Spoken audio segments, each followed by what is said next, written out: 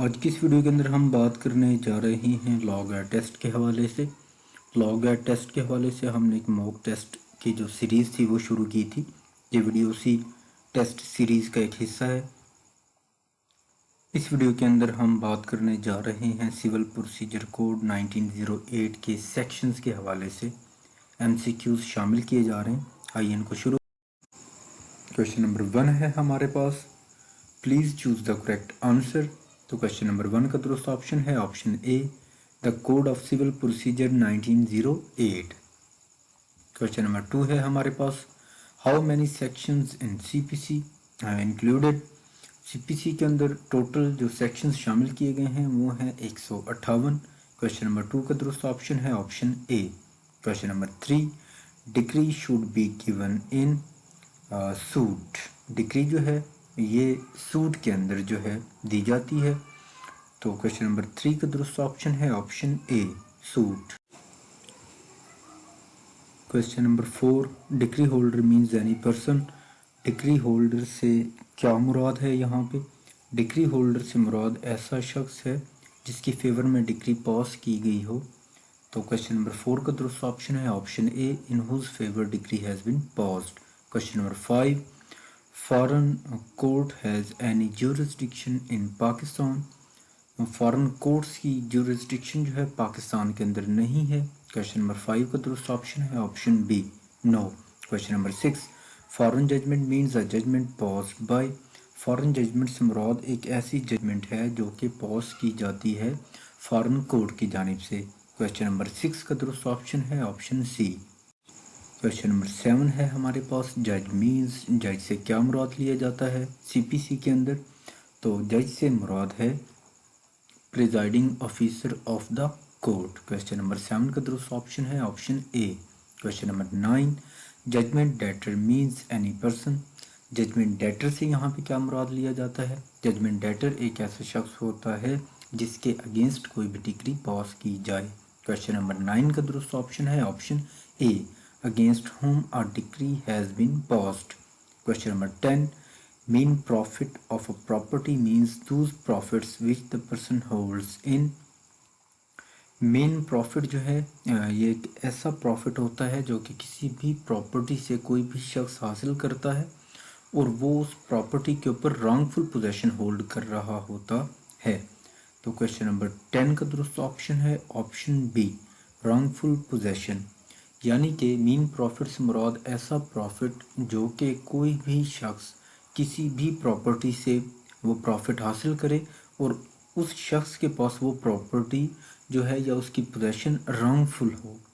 तो question number 10 का दुरुस्त ऑप्शन है option B. Question number 11, growing crops और movable properties.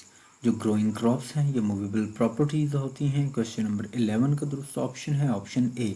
Question number 12, order means formal expressions of the court. Question number 12 का दुरुस्त option है option B.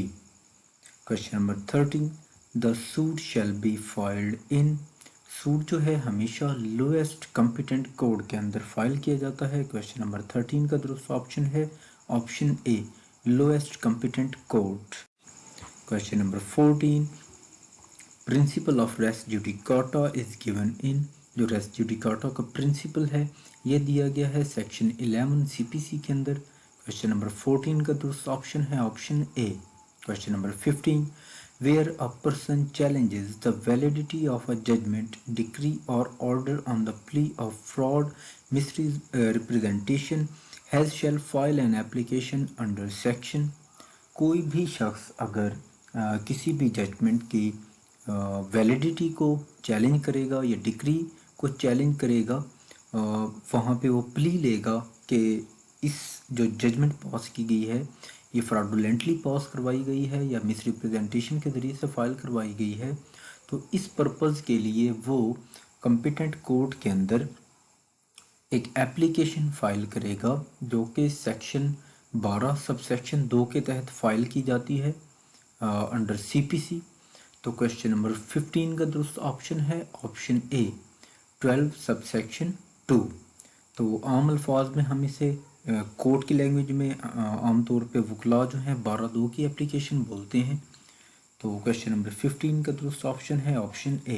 Question number 16, A residing in Karachi beaten B in Quetta, B में sue either सू ए इन कराची और कोयटा। ए जो है वो कराची के अंदर रहता है, उसने बी को पीटा। कोयटा के अंदर बी के पास ये अख्तियार हासिल है कि वो ए को सू करे, चाहे कराची या कोयटा के अंदर। It depends upon B. तो क्वेश्चन नंबर 16 का दुरुस्त ऑप्शन है ऑप्शन ए, कराची और कोयटा। नेक्स्ट क्वेश्चन है हमारे पास question number 17, A residing in Karachi publishes in Quetta statements defamatory of B, B में sue A either in Quetta और कराची। क्वेश्चन नंबर 17 का दुरुस्त ऑप्शन है option C. Question number 18, objection on jurisdiction shall be raised in court of the first instance। यहाँ पे थोड़ी सी clarification कर दें कि जब भी jurisdiction के हवाले से कोई भी ऑब्जेक्शन लगाया जाता है या लगाना मकसूद हो, तो वो ऑब्जेक्शन जो है जो फर्स्ट इंस्टेंस की कोर्ट है उसके अंदर हम अर्लीस्ट जो पॉसिबल जो अपॉर्चुनिटी होती है उसके अंदर जो है उस ऑब्जेक्शन को रेज करते हैं। तो क्वेश्चन नंबर 18 का दुरुस्त ऑप्शन है option C, court of the first instance. Question number 19, power to transfer suits which may be instituted in more than one court is given in which section of CPC? It is given in section 22 of CPC। Question number 19 का दुरुस्त option है option A 22। Question number next है हमारे पास, which section of CPC deals with summons to defendants. तो summons से related जो sections हैं CPC के वो हैं 27, 28 और 29। क्वेश्चन नंबर 20 का दुरुस्त ऑप्शन है option A. Question number 21, a decree may be executed either by the court which passed it and the court to which it is sent for execution। Question number 21 का दुरुस्त option है option C, both A and B. Question number 22, limits of time for execution a decree is 6 years। जो execution के लिए जो time limit है CPC के अंदर दिया गया है वो है 6 साल। क्वेश्चन नंबर 22 का दुरुस्त ऑप्शन है ऑप्शन ए। हमारे पास नेक्स्ट अवेलेबल है क्वेश्चन नंबर 23। इसके अंदर कहा यह जा रहा है कि जजमेंट डेटर जो है उसकी डेथ हो गई, डिक्री को अभी मुकम्मल नहीं हुई थी या डिक्री कम्प्लीटली एग्जीक्यूट नहीं हुई थी, उससे पहले जजमेंट डेटर की डेथ हो गई। तो जो जजमेंट होल्डर है या डिक्री होल्डर है, क्या उसके पास इख्तियार हासिल है कि वो उस मर जाने वाले शख्स के जो लीगल रिप्रेजेंटेटिव्स हैं उनके ख़िलाफ़ सूट फाइल करे कि वो लोग जो हैं वो डिसीज्ड पर्सन के बिहाफ के ऊपर उस डिक्री को कंप्लीट करवाएं। तो यस, उनको ये इख्तियार हासिल है। क्वेश्चन नंबर 23 का दुरुस्त ऑप्शन है option A, yes. Question number 24 है हमारे पास, the court has power to issue the commission under section. जो कोर्ट है वो सिविल प्रोसीजर कोड के जो सेक्शन 75 है CPC का, उसके तहत कमीशन जो है वो अपॉइंट करती है। क्वेश्चन नंबर 24 का दुरुस्त ऑप्शन है option B. Question number 25, which section of CPC lays down the process of suits by और against the government.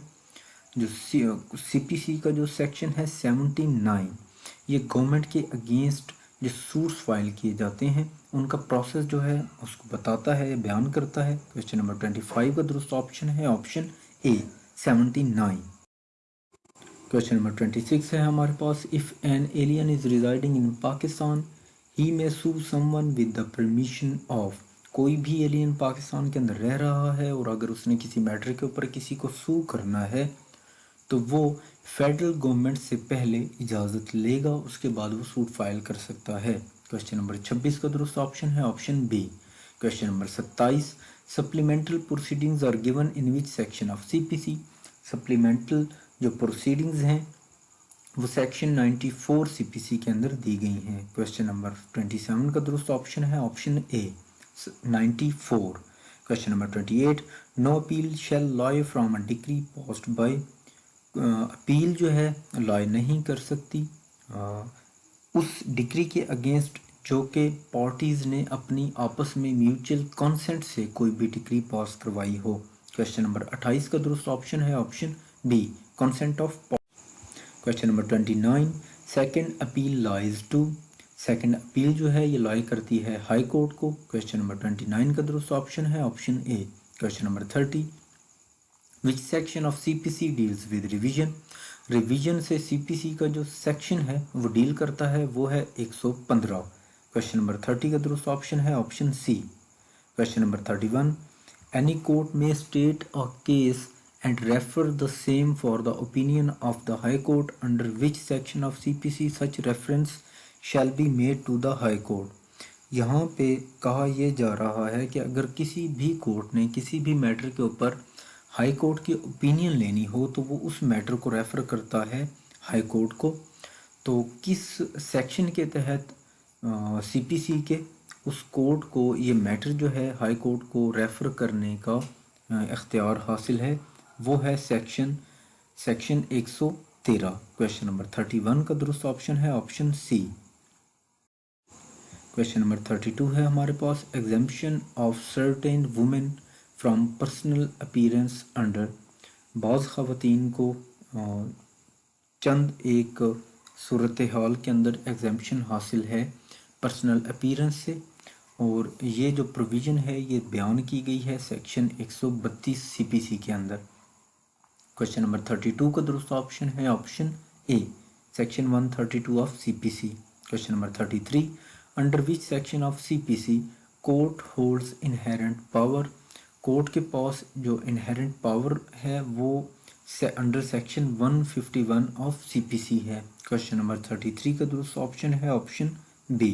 Question number 34, clerical and arithmetical mistake in judgment or decree corrected at any time by court, जो clerical या arithmetical कोई mistake हो जाए judgement या decree के अंदर तो किसी भी वक्त कोर्ट की जानिब से उसको दुरुस्त किया जा सकता है विदाउट एनी एप्लीकेशन भी कोर्ट ऐसा कर सकती है, या अगर लर्नड काउंसिल्स की जानिब से कोई एप्लीकेशन आ जाए वो सूरत में भी उसको दुरुस्त कर सकती है। क्वेश्चन नंबर 34 का दुरुस्त ऑप्शन है option A, yes.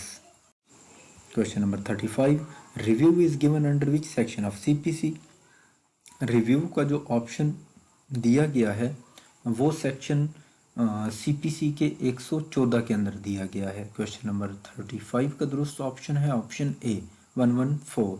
Question number 36, appeal to the supreme court lies in accordance of which section of CPC, जो अपील्स हैं जो सुप्रीम कोर्ट को लाए करती हैं उसके हवाले से जो प्रोविज़न है वो दी गई है सेक्शन 109 सीपीसी के अंदर। क्वेश्चन नंबर 36 का दुरुस्त ऑप्शन है option A. Question number 37, high court holds the power to determine issue of fact, yes, high court को इख्तियार हासिल है कि वो इशू ऑफ फैक्ट को डिटरमाइन कर सकता है। क्वेश्चन नंबर 37 का दुरुस्त ऑप्शन है option A, yes. Question number 38, no proceedings in any court lies against diplomatic agent, yes it is true, diplomatic agent के ख़िलाफ़ किसी भी कोर्ट के अंदर कोई भी प्रोसीडिंग्स जो हैं वो शुरू नहीं की जा सकती। क्वेश्चन नंबर 38 का दुरुस्त ऑप्शन है option A. Question number 39, the court have power to striking out pleadings, yes, court को जो प्लीडिंग्स हैं उनके अंदर स्ट्राइक आउट करने की जो पावर है वो हासिल होती है। क्वेश्चन नंबर 30 का दुरुस्त ऑप्शन है option A, yes. Next question है हमारे पास question number 40, if a party who has obtained an order for leave to amend does not amend accordingly within the time limited for that purpose, if no time is prescribed by court then it is within how many days amendment should be made। यहाँ पे कहा जा रहा है कि अगर कोई भी पार्टी कोर्ट से ये इजाज़त लेती है कि वो जो प्लीडिंग है उसके अंदर कोई भी अमेंडमेंट करना चाहती है तो इसके लिए अगर कोर्ट कोई मखसूस टाइम जो है वो टाइम फ्रेम कर दे तो उस पार्टी को विद इन दोज डेज उसके अंदर जो तब्दीली करके कोर्ट को वो फाइल जो है करना पड़ती है।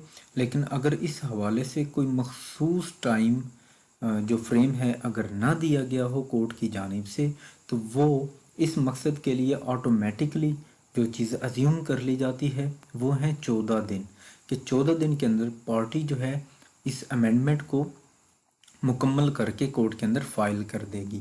तो क्वेश्चन नंबर 40 का दुरुस्त ऑप्शन है ऑप्शन ए 14 डेज।